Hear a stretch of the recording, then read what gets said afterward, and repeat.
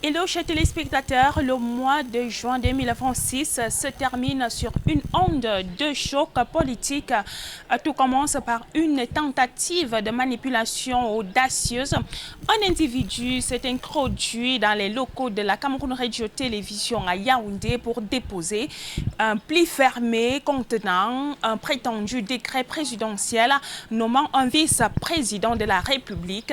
Le document frappé des sceaux officiels et portant une signature attribuée au chef de l'État Paul Biya n'a heureusement pas trompé la vigilance des responsables de la chaîne nationale. Le gouvernement a confirmé hier lors d'un communiqué publié l'arrestation de l'auteur de cette manœuvre et assure que des investigations approfondies sont en cours pour faire toute la lumière sur cet acte de déstabilisation. S'agit-il d'un nouveau feuilleton alors que les Camerounais sont toujours en attente d'un nouveau gouvernement et de la nomination d'un vice-président alors que cette affaire défraie la chronique et nourrit les spéculations depuis quelques heures et O237 a décidé de donner la parole à ceux qui sont au cœur du sujet, vous, les citoyens. Le crime profite par rapport au faux décret. Moi, je pense à un coup d'État qu'ils ont commencé et maintenant, c'est comme un pavé dans la mare. Ils veulent voir la réaction des uns et des autres, voir la réaction du peuple, la réaction de l'armée, la réaction de la diaspora, pour maintenant frapper le prochain coup qui sera le vrai coup d'État.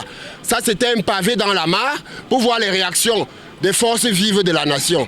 Mais c'est un plan bien organisé par un groupuscule de personnes tapies dans l'ordre qui s'apprêtent à faire main basse sur le pouvoir le moment venu.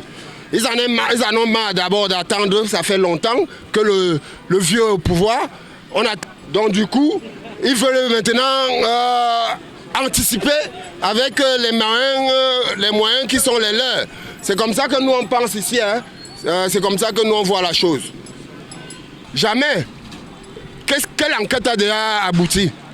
Ils veulent juste nous distraire, ils veulent noyer le poisson. Le temps pour nous d'oublier, ils vont encore nous ressortir une affaire Obama, Auto, NS, SPC, Apicoro. Mais non, c'est pour nous distraire, ça ne va jamais aboutir. On va faire comme ça, on va oublier dans bientôt. Et puis bon, la vie va continuer. Nous, on sacrifie, c'est les gens qui cherchent à sacrifier juste pour cacher le vrai plan. Ils ont trouvé maintenant un bouc émissaire qu'ils vont mettre devant. C'est quelqu'un qu'on a sacrifié. Et des gens, des têtes vont continuer de tomber. Mais pourvu qu'ils finissent par avoir ce qu'ils veulent. Madame, vous savez qu'il n'y a jamais de fumée sans feu. Il n'y a jamais de fumée sans feu. La machine est devenue folle. Et il y a des signes précurseurs, des signes de la fin des temps. Il faut juste lire à travers les lignes. C'est une machine qui prend déjà, qui a pris de la vieillesse. Ça ne fonctionne plus normalement. La machine est rouillée et ça bloque de partout. Maintenant, ça se perce et ça sera le sauve qui peut bientôt. Observez seulement, hein, dans bientôt, ça sera le sauve qui peut. Chacun va prendre sa route. Il n'y aura plus moyen de se justifier parce qu'on va arrêter.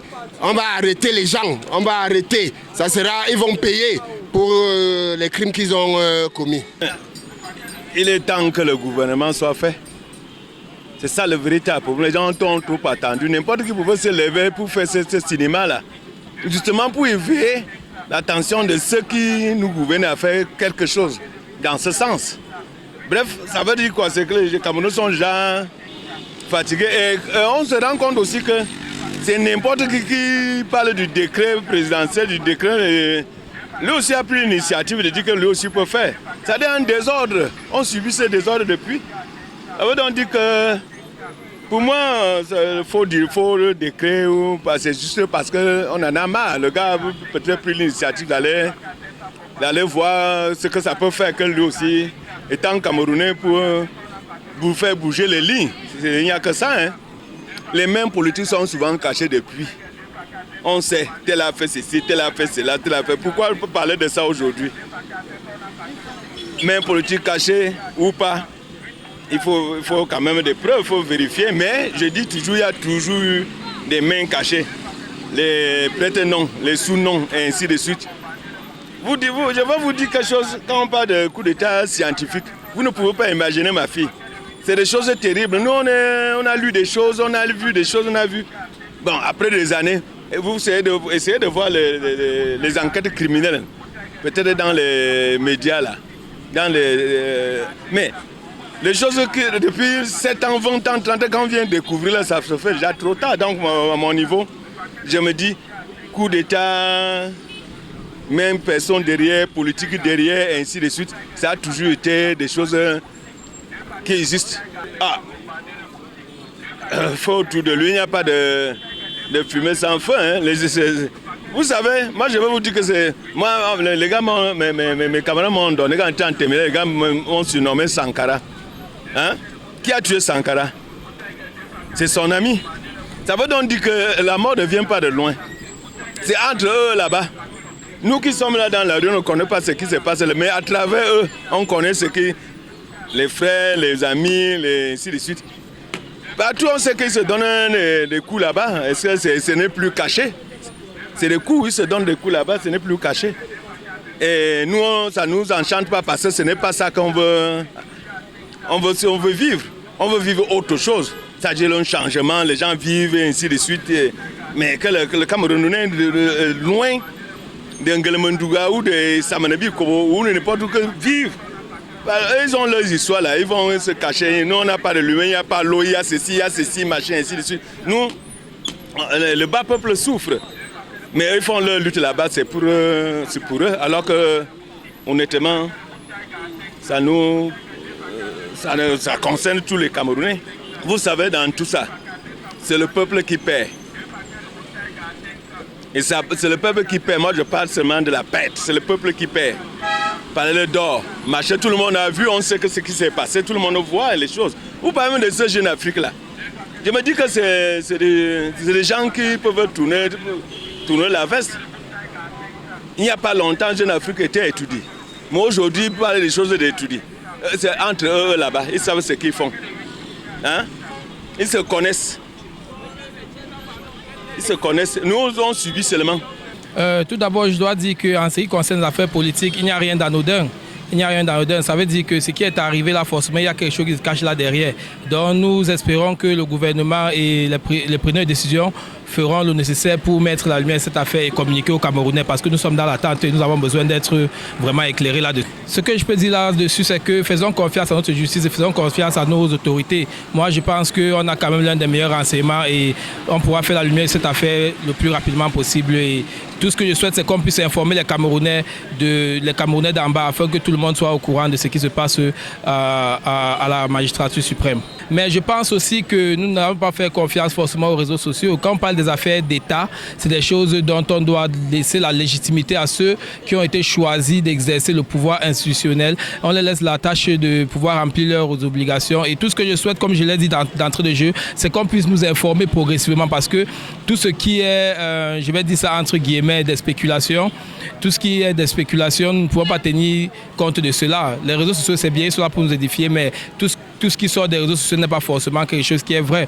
Et je tiens même aussi à rappeler aux acteurs des différents réseaux sociaux, que ce soit des influenceurs et des blogueurs, qu'ils doivent aller à la recherche de l'information pour pouvoir nous dire ce qui est vrai et ce qui n'est pas vrai, au lieu de rester là et faire les spéculations. Donc nous devons faire confiance aux autorités, comme je l'ai dit tantôt. S'il y a un faux décret, c'est que ça a été monté. Ça n'a pas été fait comme ça. Donc la personne qui a fait ce faux décret sait pourquoi elle a fait ça. Je pense que nous sommes dans un pays de droit et c'est le président de la République seul qui va sortir le vrai décret. Fatigué de quoi? Nous sommes là, on supporte. On est fatigué de quoi? On va seulement attendre à ce que ça, c'est Dieu, c'est le bon Dieu. Il dit que c'est lui qui installe les rois. Donc notre papa qui est là, c'est lui qui l'a installé. Le jour qu'il va dire qu'il n'est plus là, il ne sera plus là. Ce n'est pas un homme qui va l'enlever. Ce que je peux faire, c'est qu'il faut éviter de dire n'importe quoi concernant ce qui concerne notre chef de l'État. de par son âge, c'est un patriarche. Et tous ceux qui envoient des nouvelles et des images à travers des WhatsApp et autres Facebook doivent faire très attention. Et là, nous interpellons ceux qui s'occupent de la sécurité présidentielle pour que de tels actes ne se produisent. Ça jazz, parce que moi je ne vois pas pourquoi est-ce que ça devrait jazzer. Est-ce que c'est la seule chose qui se passe au pays? Il y a plein d'autres choses qui se passent. Mais comme ça concerne la présidence, c'est pour ça que ça va jazzer. Cette affaire de faux décrets de nomination de vice-président et du nouveau gouvernement qu'on devait lire à la télévision, c'est seul l'individu là vraiment qui peut vraiment nous dire pourquoi ça s'est passé. Parce qu'ils sont les commanditaires. À mon niveau, je pense que lui ne peut pas lui seul porter sur lui-même seul. De pouvoir prendre cet engagement seul, d'inventer un faux décret et puis partir à la télévision, donner pour qu'on lit. En tout cas, les enquêtes sont en cours. On attend le résultat des enquêtes. Je ne saurais dire à qui profite le crime, mais je sais une seule chose, c'est que le crime met en mal l'État du Cameroun et les citoyens. En réalité, les faux décrets, comme vous dites, nous sommes victimes de ce genre de choses où certains Camerounais mieux placés qui se disent qu'ils peuvent entrer en possession des biens à autrui, fabriquent des décrets. J'en suis victime parce qu'actuellement, je suis en procès contre l'État du Cameroun pour des faux décrets qu'on introduit clandestinement dans les bureaux du Premier ministre, dans les archives du Premier ministère, de façon que ces fausseurs, ces criminels sont vraiment en train de détruire le pays. Ainsi donc, vous venez de suivre les avis des Camerounais par rapport à ce vrai faux décret à la Cameroun Radio Télévision. Depuis Yaoundé, je suis Aline Ateba pour Eco 237, la chaîne de valeur.